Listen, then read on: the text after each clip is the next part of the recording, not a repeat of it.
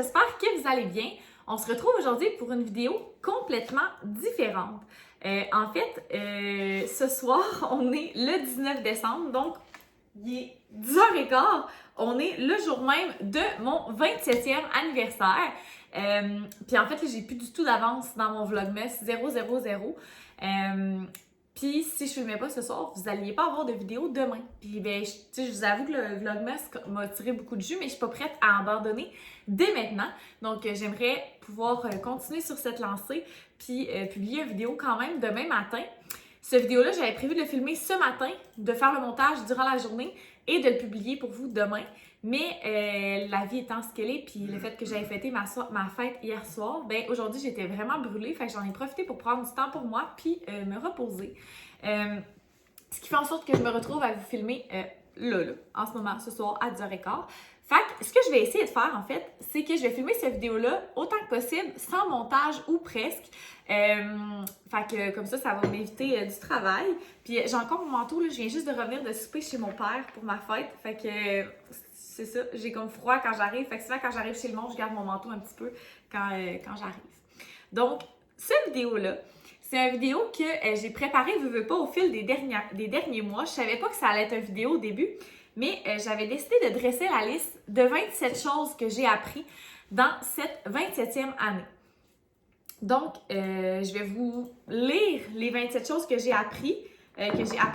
Certaines d'entre elles, je vais vous donner des informations supplémentaires. Je vais commenter. Puis il y en a d'autres que c'est un peu... ça s'explique tout seul. Puis ou bien ça va être des affaires que j'aurais pas nécessairement envie d'expliquer.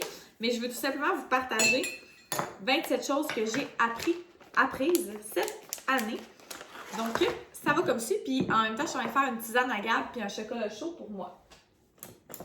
Donc, la première chose que j'ai apprise au courant de cette année, c'est que rien ne divise plus une société que les médias. Donc, ça, j'ai rien d'autre à ajouter. Je pense que vous le voyez, vous aussi, sur les médias sociaux et tout, là, toutes les informations qui circulent au niveau des nouvelles. Les gens s'ostinent, les gens se chicanent, les gens arrêtent de se parler. Bref, voilà. Si tu es heureux dans ton travail, tu seras heureux dans ta vie. Ça, c'est quelque chose que je pense vraiment, mais c'est quelque chose que cette année, on m'a confirmé. Moi, étant heureuse dans mon travail, mais aussi des gens dans mon entourage que je me rendais compte qui étaient moins heureux dans leur travail puis que ça affectait leur vie personnelle. Fait que pour moi, il y a vraiment un lien entre les deux. Que les choses ne se passent jamais comme on le pense, même lorsqu'on planifie chaque détail. Avoir des objectifs clairs nous permet de les atteindre facilement et ça, c'est vrai parce que en fait, là, j'en ai parlé quelques fois dans des vlogs et tout, mais que quand on se set un but précis, mais à partir de là, toutes les décisions qu'on va prendre vont viser l'atteinte de cet objectif-là. Donc, je crois vraiment que d'avoir des objectifs clairs nous permet de les atteindre plus facilement. Il n'y a rien de plus valorisant que de vaincre une peur. Dans mon cas, la peur du jugement des autres en m'exposant sur YouTube. Si ça fait longtemps que tu y penses, c'est sans doute une bonne idée. Dans le sens où souvent, on va hésiter à faire des choses parce qu'on va se dire « Ah, tu sais, j'ai pas réfléchi aux conséquences, c'est-tu vraiment une bonne chose pour moi? » Mais si c'est quelque chose auquel tu réfléchis longuement, c'est forcément quelque chose que tu veux vraiment. Puis souvent, j'ai vraiment mis de l'eau partout, souvent, les mauvaises idées, c'est celles qu'on va prendre impulsivement. Donc, si tu y penses depuis un moment, c'est forcément une bonne idée. Il ne faut jamais sous-estimer la valeur du moment présent car on ne sait jamais que c'est la dernière fois.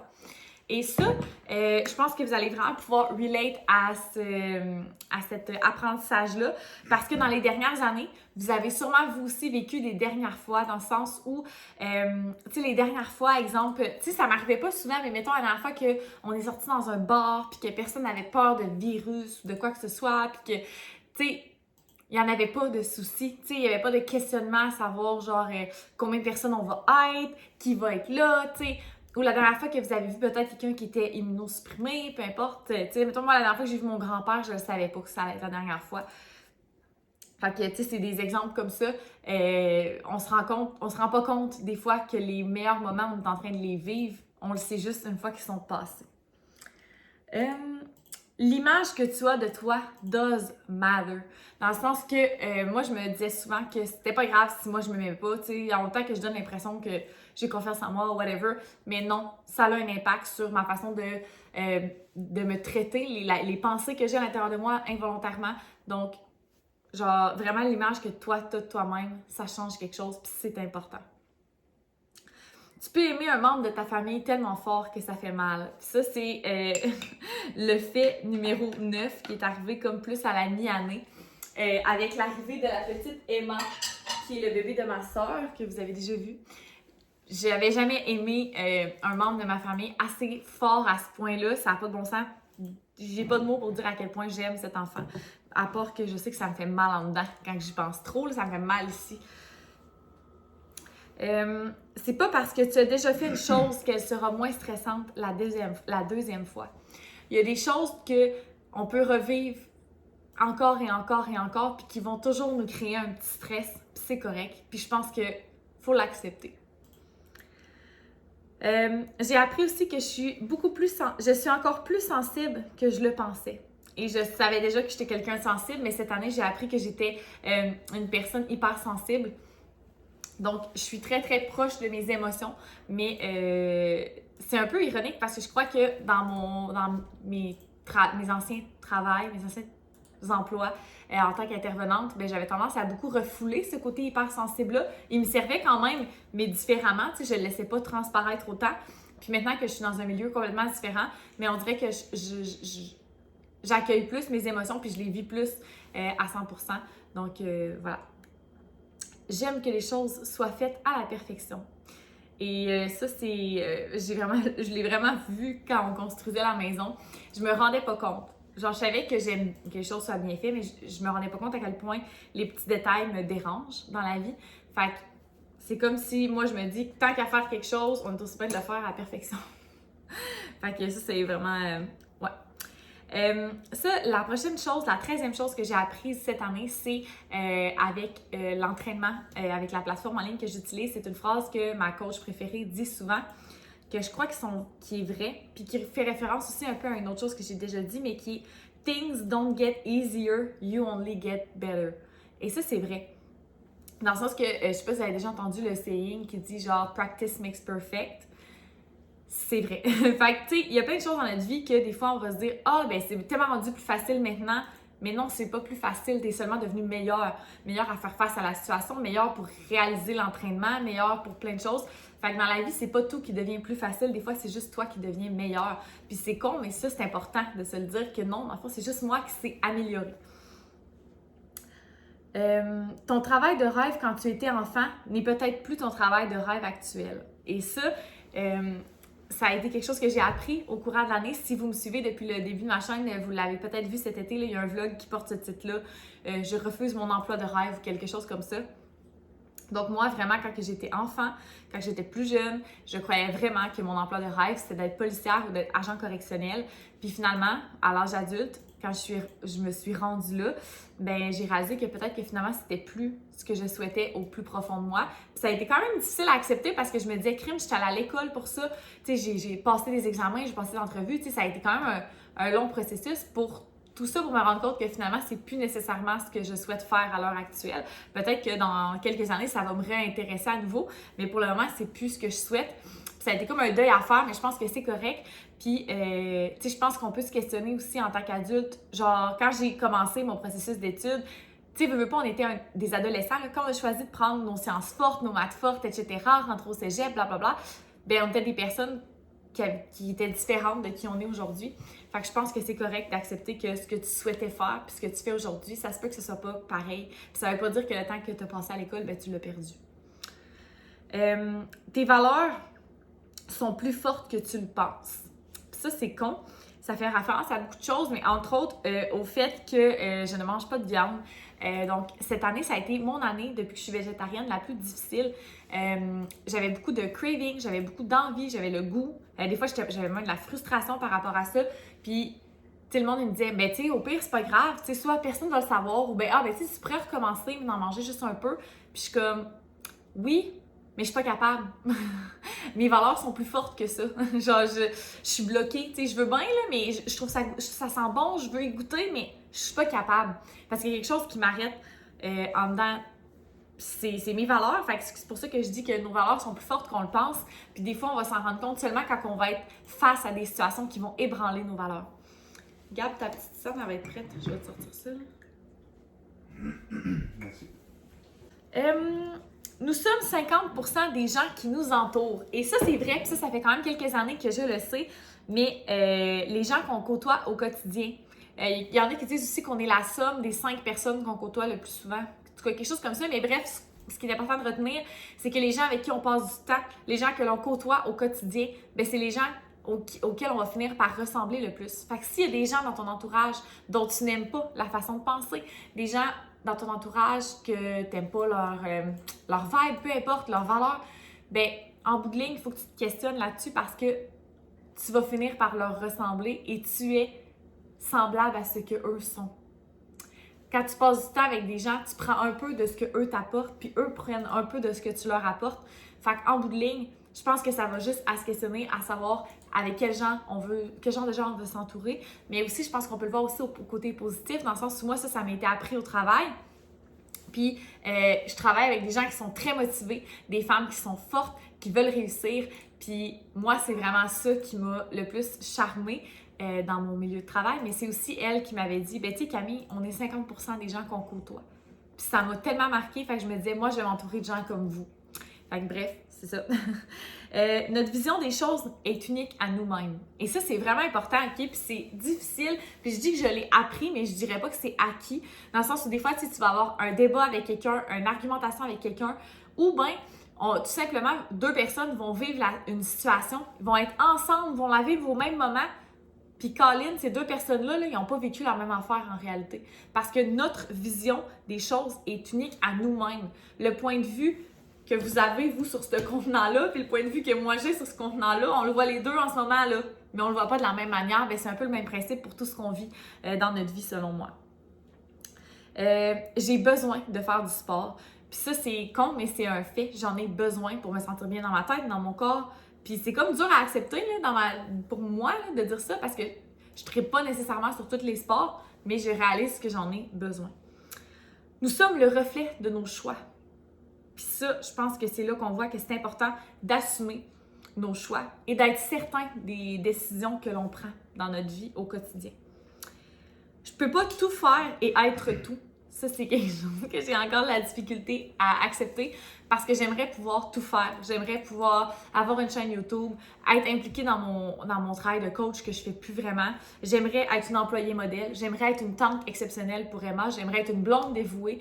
J'aimerais être une fille qui est présente pour ses parents. J'aimerais faire beaucoup de choses. J'aimerais organiser toutes les parties, les showers, les ci, les ça. J'aimerais ça tout faire.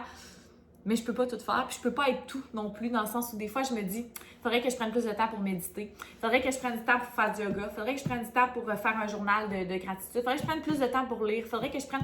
Mais en réalité, il y a 24 heures dans une journée, puis on peut pas tout faire. C'est normal. L'anxiété fait partie de moi.